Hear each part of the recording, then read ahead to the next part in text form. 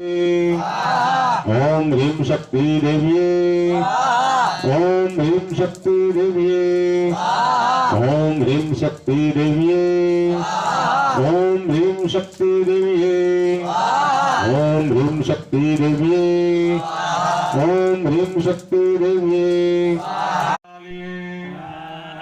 ओम ह्रीं महाकालीये पाणीनी चमची भरी રાખવાની।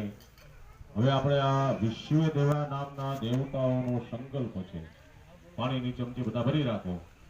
આપણા ધર્મશાસ્ત્રનો નિયમ એવો છે કે કોઈ પણ યજ્ઞ કર્મ કરતા હોય ત્યારે રોજ આપણે ઘેર અગ્નિ જમાડતા હોય તો આ હોમ હવનમાં બેસી શકીએ।